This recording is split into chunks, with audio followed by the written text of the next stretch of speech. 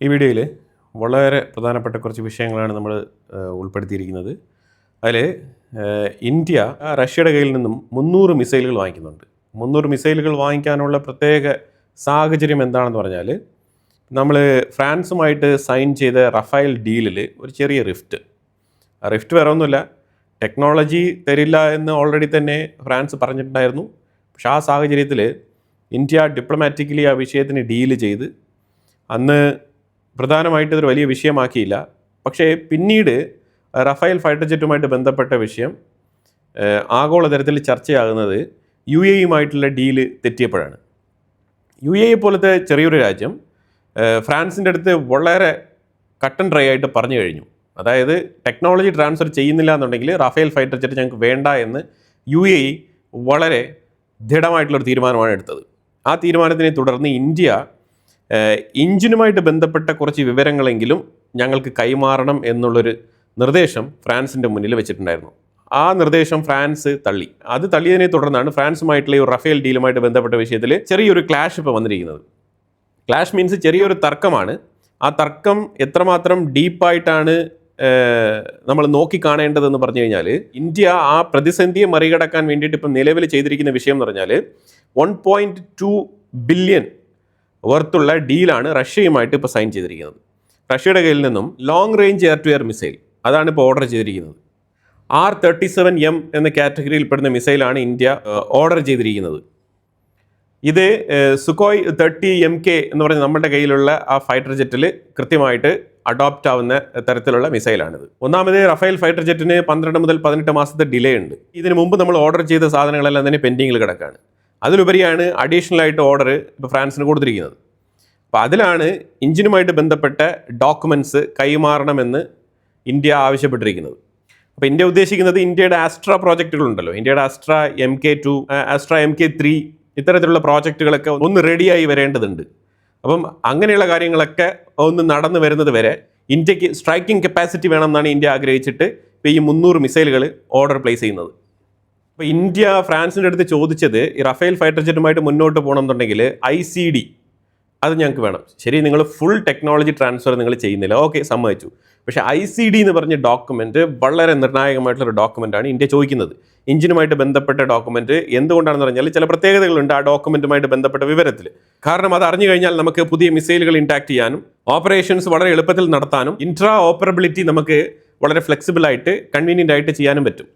പക്ഷേ ഇപ്പോൾ ടെക്നോളജി ട്രാൻസ്ഫറിന് ഇപ്പം ഫ്രാൻസ് പറഞ്ഞിരിക്കുന്ന എക്സ്ക്യൂസ് എന്താണെന്ന് പറഞ്ഞാൽ, റഷ്യയുടെ ടെക്നോളജി ഏറ്റവും കൂടുതൽ ഇന്ത്യയിലുണ്ട്, പ്രത്യേകിച്ച് S-400 പോലത്തെ ടെക്നോളജി ഇന്ത്യ ഉപയോഗിക്കുന്നത് കൊണ്ട് തന്നെ ഫ്രാൻസിൻ്റെ റഫേൽ ഫൈറ്റർ ജെറ്റിൻ്റെ ടെക്നോളജി ട്രാൻസ്ഫർ ചെയ്യുന്നത് സാധ്യമല്ല എന്നാണ് പറഞ്ഞിരിക്കുന്നത്. ആ സെയിം റീസൺ തന്നെയാണ് ഈ ICD ഡോക്യുമെൻറ്റ് തരില്ല എന്നുള്ള വിഷയത്തിലും ഫ്രാൻസ് പറഞ്ഞിരിക്കുന്നത്. ഇതിനു മുമ്പ് ടെക്നോളജി ട്രാൻസ്ഫറിന് വരെ ഫ്രാൻസ് സമ്മതിച്ചിരുന്നു. എന്നാൽ ഇന്ത്യക്ക് ഫൈറ്റർ ജെറ്റുകൾ വളരെ അനിവാര്യമാണ് എന്ന് അറിഞ്ഞതിന് ശേഷം ഫ്രാൻസ് അവരുടെ നിലപാട് മാറ്റി. അതായത് നെഗോസിയേഷനിൽ ഒരു സ്റ്റെപ്പ് ഇന്ത്യ താഴോട്ട് പോയി എന്ന് വേണമെങ്കിൽ പറയാം ആ പോയിന്റിൽ. കാരണം ഇന്ത്യയുടെ സ്ക്വാഡ്രൺ ഷോർട്ടേജ് എത്രമാത്രമാണെന്നുള്ളത് വളരെ ഓപ്പണായിട്ട് വൈബ്രൻ്റ് ആയിട്ട് ഡിസ്കസ് ചെയ്ത് അത് വല്ലാത്ത രീതിയിൽ കുളവാക്കി എന്ന് വേണമെങ്കിൽ നമുക്ക് പറയാം. ആ പോയിന്റിലാണ് ഫ്രാൻസ് കയറി പിടിച്ചിട്ട് എന്തായാലും ഇന്ത്യക്ക് ഫൈറ്റർ ജെറ്റ് കൂടിയേ തീരൂ എന്നുള്ള ഒരു ഉറപ്പ് അവർക്കുണ്ടായിരുന്നു. അപ്പോൾ അതുള്ളതിൽ വെച്ചിട്ട് റഫേൽ ഫൈറ്റർ ജെറ്റായിരിക്കും അവർ ചൂസ് ചെയ്യുന്നത്. കാരണം ഓൾറെഡി തന്നെ റഫേൽ ഉപയോഗിച്ചുകൊണ്ടിരിക്കുന്നതുകൊണ്ട് തന്നെ ഇന്ത്യക്ക് വളരെ എളുപ്പത്തിൽ ഇത് അക്യൂർ ചെയ്ത് കഴിഞ്ഞാൽ ട്രെയിനിങ് സെഷൻസ് അതുമായിട്ട് ബന്ധപ്പെട്ടൊക്കെ ഒരുപാട് സമയം ലാഭിക്കാം. ആ വിഷയം ഫ്രാൻസ് കൃത്യമായിട്ട് മനസ്സിലാക്കിക്കൊണ്ടാണ് ഇന്ത്യയുടെ മുന്നിൽ ഈ ടെക്നോളജി ട്രാൻസ്ഫർ എന്ന് പറഞ്ഞ ഓപ്ഷൻ അവർ കൊട്ടിയടച്ചത്. അതിലേക്കൊരു ചെറിയ വാതിലാണ് ഇപ്പോൾ ഇന്ത്യ തുറക്കുന്നത്. ICD ഡോക്യുമെൻ്റ് എന്ന് പറയുന്നത്. ICD എന്ന് പറയുന്നത് ഇൻ്റർഫേസ് കൺട്രോൾ ഡോക്യുമെൻ്റ് ആണ്. ഇതിനകത്ത് മെയിനായിട്ട് എഞ്ചിനിലേക്കുള്ള ഇൻപുട്ട് ഔട്ട്പുട്ട്, അതുപോലെ തന്നെ rules between sub system communications, sub സിസ്റ്റംസുമായിട്ട് കമ്മ്യൂണിക്കേറ്റ് ചെയ്യുന്ന റൂൾസ് ആൻഡ് റെഗുലേഷൻസിൻ്റെ ഫോർമാലിറ്റീസ് അതിനകത്തുണ്ടാവും. അതിൻ്റെ ഫോർമാറ്റ് തന്നെ അതിനകത്തുണ്ടാവും. സബ് സിസ്റ്റംസ് എന്ന് പറയുമ്പോഴത്തേക്കും എഞ്ചിനുമായിട്ട് പല വിഷയങ്ങളും അതിനകത്ത് കണക്റ്റഡ് ആണ്. എന്നാൽ മാത്രമേ കൃത്യമായിട്ട് ഓപ്പറേഷൻ നടക്കുകയുള്ളൂ. എന്തിന് ഒരു മിസൈൽ ഡിപ്ലോയ്മെൻറ്റ് പോലും ചെയ്യാൻ ഈ സബ് സിസ്റ്റം കമ്മ്യൂണിക്കേഷൻ വളരെ ഇമ്പോർട്ടൻ്റ് ആണ്. കാരണം അതുണ്ടെങ്കിൽ അതിൻ്റെ കോമ്പാറ്റിബിലിറ്റി കൃത്യമായിട്ട് സെറ്റ് ചെയ്ത് നമുക്ക് ഏതൊരു മിസൈലും നമുക്ക് ആ ഫൈറ്റർ ജെറ്റിൽ ഘടിപ്പിക്കാൻ കഴിയും എന്നുള്ളതാണ്. മിസൈലുകൾ മാത്രമല്ല, പല രീതിയിലുള്ള സെൻസേഴ്സ് ആയിക്കോട്ടെ, റഡാർ സിസ്റ്റം ആയിക്കോട്ടെ, ഇതെല്ലാം തന്നെ നമുക്ക് അതിനകത്ത് ഘടിപ്പിക്കാൻ കഴിയും. അപ്പോൾ ഇവർ ഉദ്ദേശിക്കുന്നത് നമ്മൾ റഫേൽ ഫൈറ്റർ ജെറ്റ് വാങ്ങിച്ചിട്ട് ഈ ICD നമ്മുടെ കയ്യിലുണ്ടെങ്കിൽ നമ്മളുടെ അപ്പോൾ ഈ റഫേൽ ഫൈറ്റർ ജെറ്റിനെ S-400 കണക്ട് ചെയ്താലോ എന്നുള്ള ചിന്തയാണ് ഫ്രാൻസിനുള്ളത്. പക്ഷേ ഇതിലൊരു കാര്യം മനസ്സിലാക്കേണ്ടത്, ഇന്ത്യക്കുള്ളിൽ പല രാജ്യങ്ങളുടെയും ഡിഫൻസ് പ്രോഡക്ട്സ് പ്രവർത്തിക്കുന്നുണ്ട്. റഷ്യയുടെ ഡിഫൻസ് പ്രോഡക്ട്സ് ഉണ്ട്, നമുക്ക് അമേരിക്കയുടെ പ്രോഡക്ട്സ് ഉണ്ട്, അതേപോലെ ഫ്രാൻസിൻ്റെ പ്രോഡക്ട്സ് ഉണ്ട്. അപ്പോൾ ഇത് പരസ്പരം കൃത്യമായിട്ട് നമ്മൾ എഗ്രിമെൻറ്റുകളിൽ ധാരണയായിട്ടാണ് നമ്മൾ ഓരോ സാധനങ്ങൾ വാങ്ങിക്കുന്നത്. അപ്പോൾ തീർച്ചയായിട്ടും പരസ്പര വിശ്വാസമില്ലാത്ത രീതിയിൽ ഫ്രാൻസ് ഇപ്പം ഇന്ത്യയോട് പെരുമാറുന്നതായിട്ടാണ് ഇതിൽ നിന്നും നമുക്ക് വായിച്ചെടുക്കാൻ പറ്റുന്നത്. ഇന്ത്യയെ വിശ്വാസമില്ല എന്നുണ്ടെങ്കിൽ പിന്നെ ഇങ്ങനെ കോടിക്കണക്കിൽ ഒരു ഡീൽ വേണ്ടാന്ന് വെക്കുന്നെങ്കിൽ വേണ്ടാന്ന് വെച്ചോട്ടെ. ഓൾറെഡി തന്നെ UAEയുടെ ഡീല് ചീറ്റിപ്പോയി. ഇപ്പോൾ ഇന്ത്യയുടെ ഡീലും ഇപ്പം ഫ്രാൻസിന് ഒരു എഡ്ജിൽ നിൽക്കുകയാണ്. അതാണ് നമ്മൾ മനസ്സിലാക്കേണ്ടത്. ICDയിൽ എന്തെല്ലാം ഉണ്ടാകുക എന്ന് പറഞ്ഞാൽ ഇൻ്റർഫേസ് ഡെഫിനിഷൻ, അതായത് ഓരോ ഇൻ്റർഫേസിൻ്റെയും ഡെഫിനിഷൻ അതിനകത്ത് വളരെ കൃത്യമായിട്ടുണ്ടാവും. ഡീറ്റെയിൽഡ് ടെക്നിക്കൽ സ്പെസിഫിക്കേഷൻസ് ഉണ്ടാവും. Data format, message type, timing, അതുപോലെ വോൾട്ടേജ്, ഇതെല്ലാം തന്നെ കൃത്യമായിട്ട് അതിനകത്ത് സ്പെസിഫൈ ചെയ്തിട്ടുണ്ടാവും. പിന്നെ അതിൻ്റെ സ്കോപ്പ് മെൻഷൻ ചെയ്തിട്ടുണ്ടാവും. സ്കോപ്പ് എന്ന് പറഞ്ഞാൽ ഒരു ഇൻ്റർഫേസ് ഉണ്ടെങ്കിൽ ആ ഇൻ്റർഫേസിൻ്റെ കേപ്പബിലിറ്റീസ് എന്താണ്, ആ ഇൻ്റർഫേസിനെ വെച്ചിട്ട് മാക്സിമം ചെയ്യാൻ പറ്റുക, എന്താണ് ചെയ്യാൻ പറ്റാത്തത്, ഇത് കൃത്യമായിട്ട് അതിനകത്ത് ഡിഫൈൻ ചെയ്തിട്ടുണ്ടാവും. അപ്പോൾ അത് നമ്മൾ ഹിസ്റ്ററി റിവൈസ് ചെയ്തിട്ട് നമുക്ക് കൃത്യമായിട്ട് നമുക്ക് വേണ്ട രീതിയിൽ അതിനെ കോൺഫിഗർ ചെയ്യാൻ പറ്റുന്ന ഒരു കീ ഡോക്യുമെൻ്റാണ് ICD. അപ്പോൾ എന്തായാലും ആ വിഷയത്തിലാണ് ഇപ്പോൾ ഇന്ത്യയും ഫ്രാൻസും തമ്മിൽ ചെറിയൊരു തർക്കം ഇപ്പം ഉടലെടുത്തിരിക്കുന്നത്. അത് വേഗത്തിൽ തന്നെ ഇന്ത്യൻ ഗവൺമെൻറ്റും ഫ്രാൻസും കൂടി ചേർന്നിട്ട് ഗവൺമെൻറ് ടു ഗവൺമെൻറ് റിലേഷൻഷിപ്പിലൂടെ അത് പരിഹരിക്കപ്പെടുമെന്ന് പ്രതീക്ഷിക്കാം. ഹെസ്ബുൾ മുജാഹിദീൻ എന്ന് പറഞ്ഞ തീവ്രവാദ സംഘടനയുടെ നേതൃത്വ നിരയിലുള്ള അഹമ്മദ് സജ്ജാദ് കൊല്ലപ്പെട്ട അവസ്ഥയിൽ കണ്ടുകിട്ടിയിട്ടുണ്ട് അയാളുടെ ബോഡി. അപ്പോൾ ഇത് മിസ്റ്റീരിയസ് ആയിട്ടുള്ള ഒരു കൊലപാതകമായിട്ടാണ് വിലയിരുത്തപ്പെടുന്നത്. ഇസ്ലാമാബാദിൽ നിന്നാണ് ഇയാളുടെ മൃതശരീരം കണ്ടെടുത്തത്. ഇന്ത്യക്കുള്ളിൽ ഒരു കണ്ടുപിടുത്തം, അതായത് 1 കിലോ ന്യൂട്ടൺ പവറുള്ള ജെറ്റ് എഞ്ചിൻ ഇന്ത്യ നിർമ്മിച്ചിട്ടുണ്ട്. മാക്ഫ്ലൈ എയറോസ്പേസ് എന്ന് പറഞ്ഞ കമ്പനിയാണ് ഇതിൻ്റെ പിന്നിലെ നിർമ്മാതാവ്. ഇത് ഒരു ജമ്മു ബേസ്ഡ് കമ്പനിയാണ്. ഈ എഞ്ചിൻ 1 kN പവറിൽ പ്രവർത്തിക്കും. ഡ്രോൺ മാനുഫാക്ചറിങ്ങിന് വേണ്ടിയിട്ട് ഈ എഞ്ചിൻ ഉപയോഗിക്കാനാണ് കമ്പനിയുടെ തീരുമാനം. അതേസമയം ഇവർ MF-100 സോണി ജെറ്റ് എന്ന് പറഞ്ഞ മറ്റൊരു എഞ്ചിനും കൂടി ഇവർ തയ്യാറാക്കുന്നുണ്ട്. അത് അണ്ടർ പ്രോസസ്സിങ്ങിലാണ്. നാഗപട്ടണത്തിൽ ദശാഗ്രീവ് എന്ന് പറഞ്ഞിട്ട് എയറോസ്പേസ് കമ്പനിയുണ്ട്. അവർ എയർഷിപ്പ് പരീക്ഷണം നടത്തിയിരിക്കുകയാണ്. ഇത് വിജയകരമായി തന്നെയാണ് പരീക്ഷണം നടത്തിയിരിക്കുന്നത്. അതിൽ ഇനിയും പല ഡെവലപ്മെൻറ്റുകൾ വരുത്തേണ്ടതുണ്ട് എന്നുള്ളതാണ് പ്രാഥമികമായിട്ടുള്ള വിലയിരുത്തൽ. പക്ഷേ എന്നാലും ഇതൊരു അച്ചീവ്മെൻറ്റ് തന്നെയാണ്. ഇത് വളരെ വലിയൊരു അച്ചീവ്മെൻ്റാണ്.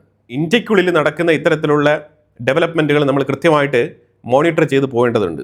കാരണം ഇത് ഫ്യൂച്ചറിന് വേണ്ടിയിട്ടുള്ള അടിത്തറയാണ് ഇന്ത്യയിൽ ഇപ്പോൾ നടന്നുകൊണ്ടിരിക്കുന്നത്. പ്രത്യേകിച്ച് ഈ ഒരു കാലഘട്ടത്തിൽ വളരെ എഫക്റ്റീവായിട്ട് പലതരത്തിലുള്ള കണ്ടുപിടുത്തങ്ങളായിക്കോട്ടെ, അതേപോലെ പല ചെറിയ ചെറിയ പ്രോജക്റ്റുകളായിക്കോട്ടെ, അതിനുള്ള പ്രോത്സാഹനം വളരെ വലിയ രീതിയിൽ തന്നെ DRDOയുടെ സൈഡിൽ നിന്നും നൽകപ്പെടുന്നു എന്നുള്ളതാണ് നമ്മളിവിടെ മനസ്സിലാക്കേണ്ടത്. ബ്രഹ്മോസ് എയറോസ്പേസ് ക്രോസ്ഡ് 5200 കോടി 5200 കോടിയുടെ കച്ചവടം ബ്രഹ്മോസ് എയർസ്പേസ് കമ്പനി ക്രോസ് ചെയ്തിട്ടുണ്ട്. 2025-26 ഫിനാൻഷ്യൽ ഇയറിലെ റിപ്പോർട്ടാണ് പുറത്തുവിട്ടിരിക്കുന്നത്. ഇപ്പം 26-27 ആ ഒരു ഫിസിക്കൽ ഇയറുമായിട്ട് ബന്ധപ്പെട്ട് 4000 കോടിയുടെ ബിസിനസ് ഓൾറെഡി തന്നെ ഫയലിലുണ്ട് എന്നാണ് പറയപ്പെടുന്നത്.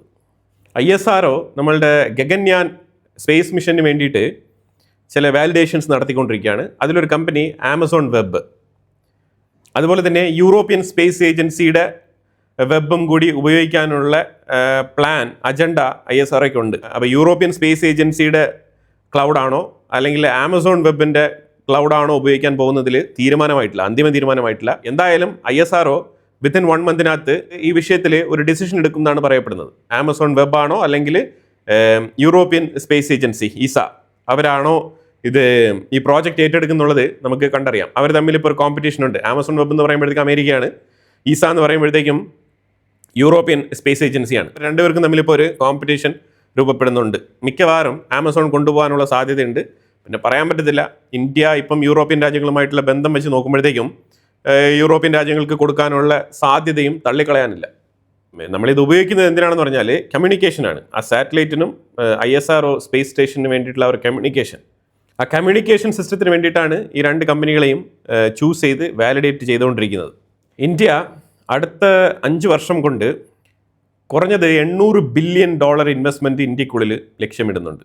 ഇൻവെസ്റ്റ്മെൻറ്റ് ഇന്ത്യക്കുള്ളിൽ ലക്ഷ്യമിടുന്നു പറഞ്ഞാൽ അത് ഫോറിൻ ഫണ്ട് ത്രൂ ആയിക്കോട്ടെ അല്ലെങ്കിൽ ഡൊമസ്റ്റിക് ഇൻവെസ്റ്റേഴ്സ് ത്രൂ ഉള്ള ഇൻവെസ്റ്റ്മെൻറ്റ് ആയിക്കോട്ടെ, $800 ബില്യൺ ഇന്ത്യൻ മാർക്കറ്റിലേക്ക് പുഷ് ചെയ്യാനാണ് തീരുമാനിച്ചിരിക്കുന്നത്. വളരെ വലിയ തീരുമാനമാണിത്. ഈ തീരുമാനം നടപ്പിലാകണമെന്നുണ്ടെങ്കിൽ വെസ്റ്റ് ഏഷ്യ കോൺഫ്ലിക്റ്റ് ഇതിനൊരു തടസ്സമാണോ എന്ന് ചോദിച്ചു കഴിഞ്ഞാൽ ഒരു പരിധിവരെ വെസ്റ്റ് ഏഷ്യ കോൺഫ്ലിക്റ്റ് ഇതിനെ സ്ലോ ഡൗൺ ചെയ്യും. പക്ഷേ ഇന്ത്യയുടെ ഒരു മുന്നോട്ട് പോക്കിനെ തടയാൻ കഴിയില്ല എന്നുള്ളതാണ് യാഥാർത്ഥ്യം. ഗവൺമെൻറ് എന്താണ് ലക്ഷ്യമിട്ടിരിക്കുന്നത് എന്നുള്ളതാണ് കൃത്യമായിട്ട് ഈ ഡിസിഷൻ കൊണ്ട് നമുക്ക് മനസ്സിലാക്കാൻ പറ്റുന്നത്. $800 ബില്യൺ ലക്ഷ്യമിട്ടിരിക്കുന്നത്. ഇറ്റ് മീൻസ് ഇന്ത്യക്കുള്ളിൽ ഇൻവെസ്റ്റ്മെൻറ്റിന് വേണ്ടിയിട്ടുള്ള വലിയ സാധ്യതകൾക്ക് വഴിയൊരുക്കുകയാണ്. അപ്പോൾ അതിന് മാത്രമുള്ള പ്രോജക്റ്റുകൾ ഇന്ത്യക്കുള്ളിൽ നടപ്പിലാകും എന്ന് വേണം ഇതിനെ നോക്കിക്കാണാൻ. ഇന്ത്യ ഒരു ഹൈപ്പർസോണിക് ക്രൂയിസ് മിസൈൽ പരീക്ഷണം നടത്തിയിട്ടുണ്ട് വിജയകരമായിട്ട്. ഫേസ് 2 ആണ്. നമ്മൾ ഓൾറെഡി ഇത് പരീക്ഷണം നടത്തിയതാണ്. പിന്നെ ജസ്റ്റ് ഒന്നുകൂടെ പരീക്ഷണം നടത്തി. അതെന്തിനാണെന്ന് പറഞ്ഞാൽ പാകിസ്ഥാൻ ഈ ഇടയ്ക്ക് ഒരു ഹൈപ്പർസോണിക് മിസൈൽ പരീക്ഷണം നടത്തിയിട്ടുണ്ടായിരുന്നു. ഇന്ത്യക്ക് വേണ്ടിയാണ് ഞങ്ങൾ ഈ പരീക്ഷണം നടത്തുന്നത് എന്നുള്ള തരത്തിൽ അവരൊരു വാർത്തയൊക്കെ പ്രചരിപ്പിച്ചിട്ടാണ് അവർ മിസൈൽ പരീക്ഷണം നടത്തിയത്. അപ്പോൾ എന്തായാലും അവരങ്ങനെ പറഞ്ഞുകൊണ്ട് ഒരു പരീക്ഷണം നടത്തിയ സ്ഥിതിക്ക് ഇന്ത്യക്കുള്ളിൽ ഇങ്ങനെ ഒരു സാധനമുണ്ട് എന്നുള്ളത് അവരെ ഒന്ന് ഓർമ്മിപ്പിക്കണമല്ലോ. അതിന് വേണ്ടിയിട്ട് നമ്മൾ നടത്തിയതാണ്. ലോങ് റേഞ്ച് ഹൈപ്പർസോണിക് ആൻറ്റിഷിപ്പ് മിസൈലാണിത്. ഇന്ത്യക്കുള്ളിലെ ഒലി സ്പേസ് എന്ന് പറഞ്ഞ കമ്പനി ലേസർ കൊണ്ടുള്ള ഒരു വെപ്പൺ റെഡിയാക്കിയിരിക്കുകയാണ്. ഒരു ഫസ്റ്റ് പ്രൈവറ്റ് സെക്ടർ ലേസർ കൊണ്ടുള്ള ആയുധം നിർമ്മിച്ചിരിക്കുകയാണ് ഇന്ത്യക്കുള്ളിൽ. ഒലി സ്പേസ് എന്ന് പറഞ്ഞ കമ്പനി പൂനെ ബേസ്ഡ് കമ്പനിയാണ്. അതായത് ഇതിനെ നമ്മൾ പൊതുവെ എനർജി ഡയറക്റ്റഡ് വെപ്പൺ എന്നാണ് വിശേഷിപ്പിക്കുന്നത്. പൊതുവിൽ ലോകത്ത് അങ്ങനെ തന്നെയാണ് ഇത് അറിയപ്പെടുന്നത്. കാരണം ലേസർ കൊണ്ടുള്ള ഇൻ്റർസെപ്ഷൻസ്, മിസൈലുകളായിക്കോട്ടെ ഡ്രോൺ ആയിക്കോട്ടെ, ഇതെല്ലാം തന്നെ ഇൻ്റർസെപ്റ്റ് ചെയ്യാൻ വളരെ എളുപ്പത്തിൽ സാധിക്കും. അതുപോലെ തന്നെ അത്ര കോസ്റ്റ് എഫക്റ്റീവായിട്ട് എക്കണോമിക്കലി വളരെ അഫോർഡബിളായിട്ട് ഉപയോഗിക്കാൻ പറ്റുന്ന രീതിയിലാണ് ഇതിൻ്റെ നിർമ്മാണം. ഇതിൻ്റെ പ്രോട്ടോടൈപ്പാണ് പരീക്ഷണ അടിസ്ഥാനത്തിൽ നിർമ്മിച്ചിരിക്കുന്നത്. വിജയകരമായി തന്നെ അവർ പരീക്ഷിച്ചിട്ടുണ്ട്. ഇത് വളരെ വൈകാതെ തന്നെ ഇന്ത്യൻ ആർമിയിൽ ഇൻടാക്ട് ചെയ്യപ്പെടും എന്ന് പ്രതീക്ഷിക്കാം. ഇന്ത്യ ഇറ്റലിക്കൊരു താക്കീത് കൊടുത്തിരിക്കുകയാണ്. ഇറ്റലി പാകിസ്ഥാനുമായിട്ട് ഇച്ചിരി ഇടപാട് നടത്തിക്കൊണ്ട് അവർക്ക് ടെക്നോളജി ട്രാൻസ്ഫറോടുകൂടി ചില ഡിഫൻസ് എക്യുപ്മെൻറ്റ്സുകൾ കൈമാറാനുള്ള പദ്ധതി. അതറിഞ്ഞ് ഇന്ത്യ കൃത്യമായിട്ട് ഇറ്റലിയെ വാൺ ചെയ്തിരിക്കുകയാണ്. നമ്മൾ ഇതിനു മുമ്പ് ഇറ്റലിയിൽ നിന്നും ഹെലികോപ്റ്റേഴ്സും ഇങ്ങനെ പല സാധനങ്ങളൊക്കെ നമ്മൾ പണ്ട് വാങ്ങിച്ചിട്ടുണ്ട്. ഇതൊക്കെ തന്നെ ഇന്ത്യക്കുള്ളിൽ മാറി വരുന്ന പൊളിറ്റിക്കൽ അന്തരീക്ഷം കൊണ്ട് ഡിസിഷൻസിൽ പല മാറ്റങ്ങൾ വരാറുണ്ട്. അപ്പോൾ അതിനകത്ത് നമുക്ക് കൂടുതലൊന്നും തന്നെ ചെയ്യാനില്ല. പക്ഷേ ഈ സാഹചര്യത്തിൽ ഇറ്റലിക്ക് ഈ ഒരു താക്കീത് വളരെ വളരെ അനിവാര്യമാണ്. കാരണം നമ്മൾ കൃത്യമായിട്ട് പറയേണ്ട കാര്യങ്ങൾ പറയേണ്ട സ്ഥലങ്ങളിൽ പറയണം. കാരണം ഇങ്ങനെ ഒരു വിഷയത്തിനെ തുടർന്നാണ് ശരിക്കും തുർക്കിയുമായിട്ടുള്ള ബന്ധം നമുക്ക് വഷളായത്. ഇറ്റലിയുമായി കമ്പയർ ചെയ്ത് നോക്കുമ്പോഴത്തേക്കും തുർക്കിക്ക് വേറൊരു പ്രത്യേകത കൂടിയുണ്ട്. അവർ ഉമ്മത്തിൻ്റെ ആൾക്കാരാണ്. അപ്പോൾ അതുകൊണ്ട് പാകിസ്ഥാനെ അവർക്ക് കണ്ണും പൂട്ടി സപ്പോർട്ട് ചെയ്യാം. പക്ഷേ ഇറ്റലിയെ നമുക്ക് അങ്ങനെ വിലയിരുത്താൻ കഴിയില്ല. അപ്പോൾ അതുകൊണ്ട് ഇവിടെ ഇറ്റലിക്ക് കൃത്യമായിട്ടുള്ള വാണിംഗ് കൊടുത്തിട്ടുണ്ട് ഇന്ത്യ.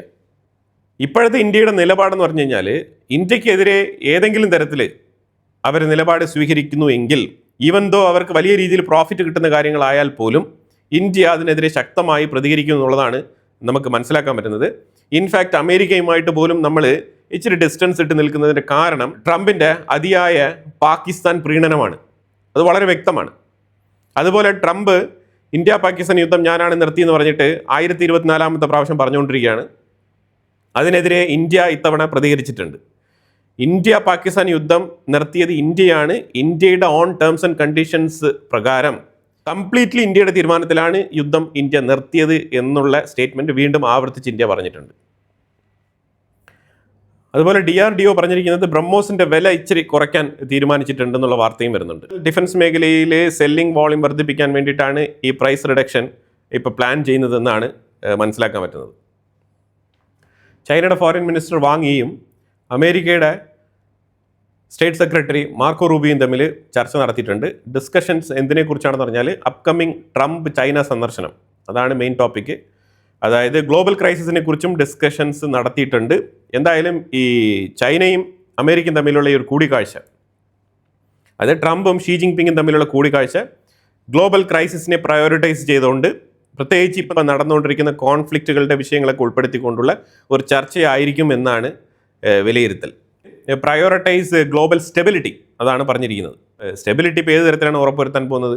അമേരിക്കയ്ക്കും ചൈനയ്ക്കും ബേസിക്കലി പല മേഖലകളിൽ പ്രശ്നങ്ങളുണ്ട്. ഇതിൻ്റെ ഇടയ്ക്ക് എങ്ങനെയാണ് ഗ്ലോബൽ സ്റ്റെബിലിറ്റി എന്നൊക്കെ പറഞ്ഞുകൊണ്ട് ഇവർ ഇങ്ങനെയൊക്കെ സ്റ്റേറ്റ്മെൻറ്റുകളൊക്കെ പറയാം, പക്ഷേ അത് യാഥാർത്ഥ്യമല്ല. അതിന് പ്രധാനപ്പെട്ട കാരണം ഇപ്പോൾ ചൈന അവരുടെ 3 വാർഷിപ്പുകളെ സ്ട്രേറ്റ് ഓഫ് ഹോർമൂസിലേക്ക് അയച്ചു വെക്കുകയാണ്. അതിൻ്റെ ഡെവലപ്മെൻറ്റ്സ് ഒക്കെ വന്നുകൊണ്ടിരിക്കുന്നുണ്ട്. ഞാൻ അടുത്ത വീഡിയോയിൽ അപ്ഡേറ്റ് ചെയ്യാം. എനിവേ, ഈ വീഡിയോയിൽ പറഞ്ഞ വിഷയങ്ങളുമായിട്ട് ബന്ധപ്പെട്ട നിങ്ങളുടെ അഭിപ്രായങ്ങൾ കമൻറ്റ് ബോക്സിൽ രേഖപ്പെടുത്തുക. കൂടുതൽ വാർത്തകളുമായിട്ട് അടുത്ത വീഡിയോയിൽ വരാം. Thank you so much.